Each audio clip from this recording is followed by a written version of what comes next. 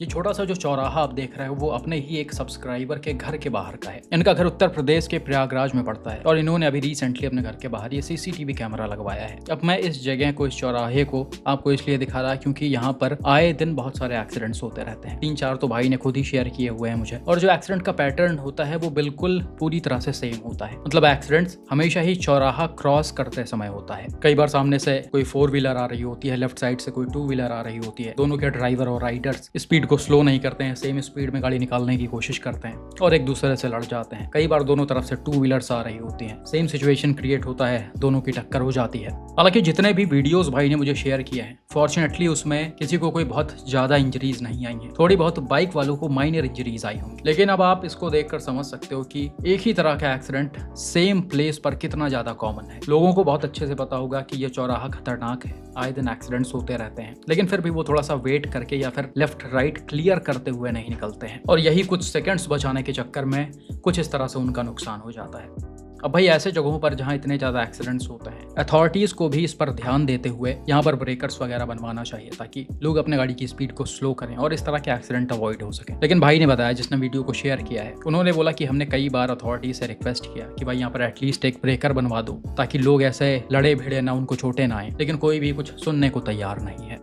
खैर, इन वीडियोस को कंपाइल करके ट्विटर, इंस्टाग्राम पर शेयर किया जाएगा ताकि ये ऊपर तक पहुंच सके। हालांकि जब तक यहाँ पर ब्रेकर्स वगैरह नहीं बन रहे हैं तब तक हमें अपनी सेफ्टी के लिए थोड़ा सा ध्यान रखकर ऐसे जगहों को क्रॉस करना चाहिए। लेकिन भाई आप जानते ही होंगे, अनफॉर्चुनेटली इंडिया के ज्यादातर ड्राइवर राइडर्स इस पर ध्यान नहीं देते हैं। उनको हमेशा जल्दी होती ही होती है। यही वाला वीडियो देखो जिसे रिसेंटली मिस्टर देवांग ने शेयर किया था। यहाँ पर हुआ क्या कि भाई अपने कार से कॉलोनी वाले रोड से निकलते हुए मेन रोड की तरफ जा रहे होते हैं। जैसे इनकी गाड़ी मेन रोड पर पहुंचती है, गाड़ी की स्पीड को ये स्लो करते हैं। यहाँ से इनको राइट जाना होता है, यानी कि रॉन्ग साइड में जाना होता है। अब इनके मुताबिक सामने वाला रोड जो है वो शायद किसी वजह से बंद था या क्या था, इसलिए गाड़ियां इधर ही से जा रही थी। खैर, इन्होंने गाड़ी का इंडिकेटर ऑन किया, अपने गाड़ी को टर्न पर लाकर रोक दिया है और इन्होंने एक बार भी लेफ्ट साइड मुड़कर नहीं देखा है, क्योंकि इनके मुताबिक लेफ्ट साइड में कोई क्रॉसिंग बंद रहती है या उस समय बंद थी, जिस वजह से लेफ्ट साइड से कोई गाड़ी आ ही नहीं सकती थी। इसलिए इनका पूरा फोकस राइट साइड में ही होता है। लेकिन जैसे ही ये अपने गाड़ी को आगे लेकर जाते हैं, राइट साइड मोड़ते हैं, बस ही लेफ्ट साइड से एक महिंद्रा थार आती है और सीधा आकर डैश कैम वाले कार के फ्रंट में लड़ जाती है और दोनों ही गाड़ियों के बीच टक्कर हो जाती है। हालांकि यह टक्कर कोई बहुत ज्यादा जबरदस्त तरीके से नहीं हुआ, माइनर सा ही होता है। दोनों गाड़ियों के बस बम्पर्स आपस में लड़े हैं, तो थोड़े बहुत बस स्क्रैचेस वगैरह आए होंगे।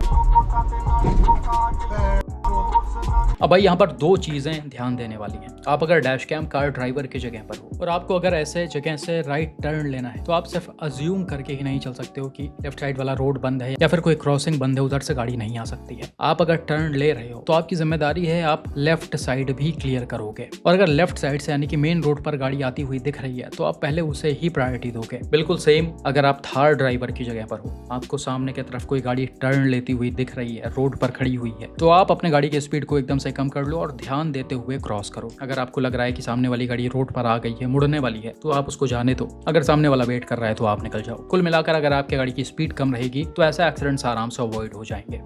ये अगला एक्सीडेंट रिसेंटली उत्तर प्रदेश के नोएडा से मिस्टर वेदांश ने शेयर किया था। यहाँ पर हुआ क्या कि भाई के फादर अपने टाटा पंच से नोएडा के नॉलेज पार्क 2 से होते हुए जा रहे होते हैं। बिल्कुल सामने की तरफ आपको व्हाइट कलर की ये टाटा टियागो दिख रही होगी, जो पंच को जस्ट ओवरटेक करके आगे की तरफ निकली है। अब ये दोनों ही गाड़ियां जैसा ही इस राउंड अबाउट को क्रॉस करके आगे की तरफ जाती है, पंच बीच वाले लेन में है और टियागो ऑलमोस्ट राइट वाले लेन में है। मतलब ज्यादातर राइट है, थोड़ा बहुत इसका हिस्सा बीच वाले लेन में भी है। खैर, जैसे ही गाड़ियां थोड़ा सा आगे जाती हैं, टियागो के ड्राइवर को अचानक से याद आता है कि मुझे तो इस लेफ्ट टर्न से मुड़ना है। ये तुरंत ही गाड़ी की स्पीड को कम करते हैं, ऑलमोस्ट रोक ही देते हैं, गाड़ी का लेफ्ट साइड वाला इंडिकेटर ऑन करते हैं और बिना कुछ सोचे समझे गाड़ी की स्टीयरिंग को लेफ्ट मोड़ देते हैं।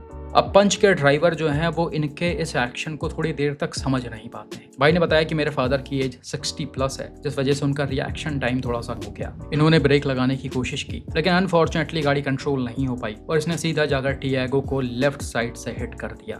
गाड़ियों की स्पीड यहाँ पर कोई बहुत ज्यादा तेज नहीं थी, लेकिन अब जैसा कि यहाँ पर दोनों ही टाटा है, तो इतने ही टक्कर में दोनों में नुकसान आना तो तय है। डायरेक्ट इम्पैक्ट से टियागो का क्वार्टर पैनल, टेल लाइट और बम्पर थोड़ा बहुत डैमेज हो गया है। वहीं दूसरी तरफ पंच के भी बोनेट, बम्पर और ग्रिल में नुकसान आया है। फॉर्चुनेटली यहाँ पर दोनों गाड़ियों के पैसेंजर्स को बहुत ज्यादा चोटें नहीं आई, थोड़े बहुत माइनर इंजरीज के साथ सभी सेफ थे। अब भाई यहाँ पर टियागो के ड्राइवर ने जो किया है वो पूरी तरह से गलत था। आप सबसे पहले ऐसे चलते चलते बीच रोड पर गाड़ी नहीं रोक सकते हो और इस तरह से टर्न तो बिल्कुल भी नहीं ले सकते हो। बाई चांस आप किसी नए जगह पर गए हो और आपका किसी भी तरह का कोई टर्न मिस हो जा रहा है, कट मिस हो जा रहा है, जिसमें पूरी तरह से आपकी ही गलती है। अगर आप पहले से चीजों को क्लियर रख के चलोगे, मैप लगा कर चलोगे, तो इस तरह का सिचुएशन बिल्कुल भी नहीं क्रिएट होगा। लेकिन खैर, अगर हो भी जाता है तो आप इस तरह से कभी भी कहीं से भी गाड़ी को नहीं मोड़ सकते हो। टियागो के ड्राइवर को यहाँ पर सीधा जाना चाहिए था। आगे जहां से भी यू टर्न होता है, यू टर्न लेकर आते, उसके बाद ही इस टर्न पर मुड़ते, और यही पूरी तरह से सही भी है। अगर आप रोड्स पर गलतियां कर रहे हो तो इतना तो आपको भरपाई करनी ही पड़ेगी।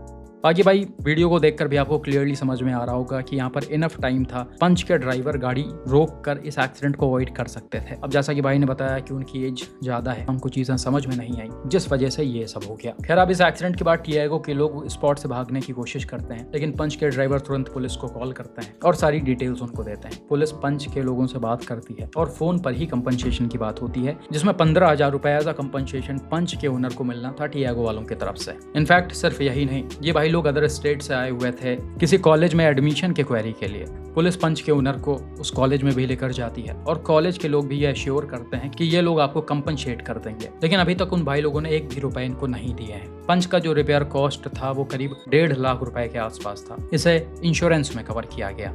बिल्कुल ऐसा ही एक और लापरवाही वाला एक्सीडेंट रिसेंटली गुजरात के गांधीनगर से मिस्टर किशन शर्मा जी ने शेयर किया था। यहाँ पर हुआ क्या कि भाई अपने कार से गांधीनगर के ही किसी रोड से होते हुए जा रहे होते हैं। सामने की तरफ आपको एक 6 लेन वाला चौड़ा सा हाईवे दिख रहा होगा, जिस पर गाड़ियों को नॉर्मल स्पीड में चलाया जा रहा है। अब थोड़ा सा आगे चलने के बाद एक कट पड़ता है, जिसका पहले से ही साइन बोर्ड और रंबल स्ट्रिप्स वगैरह बने होते हैं।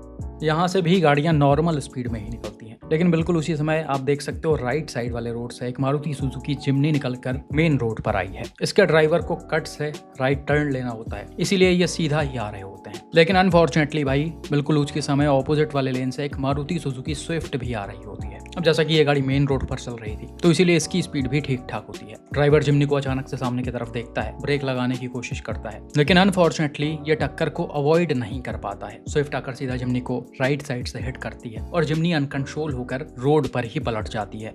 अब भाई जनरली इस तरह के इंटरसेक्शन पर जहां आप किसी लिंक रोड से निकलकर मेन रोड की तरफ आ रहे हो, तो आपको सबसे पहले लिंक रोड पर रुक कर ही अपने तरफ की चीजें क्लियर करनी है। अगर बाई चांस राइट साइड से कोई गाड़ी आ रही है तो आप पहले उसे प्रायोरिटी दोगे, वो निकलेगी तभी आप एंटर करोगे, और यही रूल भी होता है।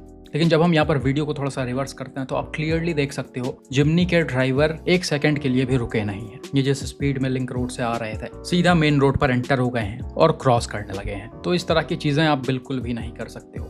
स्विफ्ट की स्पीड कोई बहुत ज्यादा तेज नहीं थी, उसे भी नॉर्मल स्पीड में ही चलाया जा रहा था, लेकिन अब उसके ड्राइवर को इतना कुछ एक्सपेक्ट नहीं था कि ऐसे कोई लिंक रोड से निकलकर उसके सामने आ जाएगा। इनफैक्ट डैशकैम का ड्राइवर ने बताया कि मैंने जिम्नी को पहले से ही देख लिया था और मैं कंटिन्यू हॉर्न बजाकर जिम्नी के ड्राइवर को वार्न कर रहा था, लेकिन शायद उनको टाइमली चीजें समझ में नहीं आई।